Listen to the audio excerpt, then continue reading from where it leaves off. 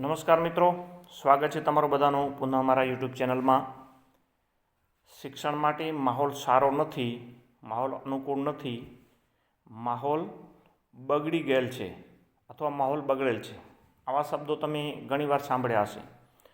ખાસ તો જ્યાં ગ્રામ્ય વિસ્તારો છે કે જ્યાં શિક્ષણ પ્રત્યે થોડી ઓછી જાગૃતિ છે, અથવા તો પ્રાઇવેટ શાળાઓ નથી અને સરકારી શાળાઓ વધુ છે, અથવા તો શૈક્ષણિક જાગૃતિ નથી એવા વિસ્તારોમાં, અને મોટાભાગે આપણે જ કહીએ છીએ.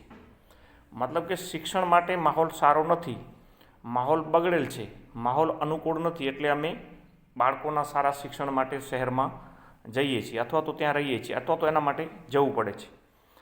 હવે જ્યાં આપણે રહીએ છીએ, જ્યાં આપણો જન્મ થયો છે, આપણી માતૃભૂમિ છે, જ્યાં આપણે જ મોટા થયા છીએ, તો એ જ ગામમાં શિક્ષણ માટે માહોલ સારો નથી, માહોલ અનુકૂળ નથી, અથવા તો માહોલ બગડેલ છે, માહોલ બગડી ગયો છે, તો સ્વાભાવિક છે કે બહારથી આવીને કોઈએ તો આ માહોલ બગાડ્યો નહીં હોય. એ માહોલ બગાડવામાં ક્યાં ને ક્યાં આપણી જ ભૂમિકા હશે.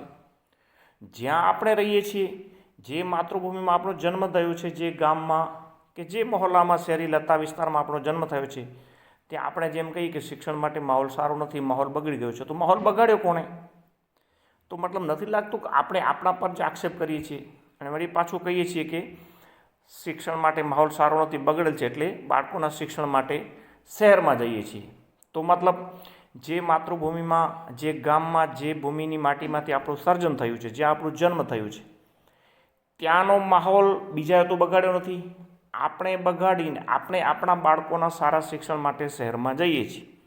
તો મતલબ આપણી જે જન્મભૂમિ છે, માતૃભૂમિ છે, એના પ્રત્યેની આપણી ભાવના તો સારી તો નથી જ.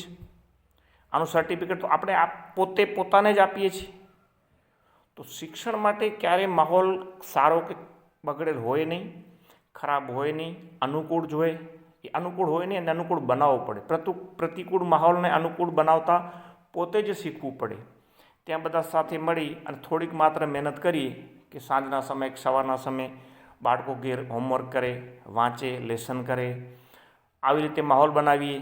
કોઈ શિક્ષિત જાગૃત માણસો હોય, સજ્જન માણસો હોય, હમણાં બધા સાથે મળી અને પોતપોતાના ઘરમાં બાળકોને બેસાડવાનું ચાલુ કરે, વાંચવાનું ચાલુ કરે, તો ધીમે ધીમે પોતાની મેળે જ માહોલ સારો થઈ જાય.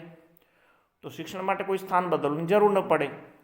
તો માહોલ સારો નથી, માહોલ બગડી ગયો છે, આમ કરીને આપણે ભાગતા રહીશું તો શું ખાતરી જ્યાં આપણે જઈએ છીએ ત્યાં માહોલને બગડતા વાર નહીં લાગે, અથવા ત્યાંના માહોલને બગાડવામાં આપણી પણ ભૂમિકા, જો આપણી માતૃભૂમિકામાં શિક્ષણનો માહોલ બગાડવામાં આપણી ભૂમિકા છે, તો એ તો આપણી માતૃભૂમિ નથી. તો ત્યાં પણ બની શકે છે કે શૈક્ષણિક માહોલ બગાડવામાં આપણી ભૂમિકા હોઈ શકે. તો જ્યાં આપણે રહીએ છીએ, જે આપણી પાસે છે, એની કિંમત અને કદર કરી અને માત્ર થોડીક મહેનત કરી, થોડાક બાળકોને પ્રેરિત કરીએ, મોટિવેટ કરીએ, તો ધીમે ધીમે આખા ગામના, શહેરીના, મહોલ્લાના, લત્તાના બાળકો વાંચવા તરફ પ્રેરાય અને ઓટોમેટિકલી પોતાની રીતે શિક્ષણ માટે અનુકૂળ માહોલ બની જાય. તો માહોલ બગાડવા માટે કોઈ પણ બીજા પર આપણે આક્ષેપ કરી શકીએ નહીં. આપણે જ્યાં રહીએ છીએ તે માહોલને આપણે જ આપણા બાળકો માટે અનુકૂળ અને સારો બનાવવો પડે. આપણે પ્રયત્ન કરીએ તો બધું શક્ય છે. અસ્તુ, ધન્યવાદ.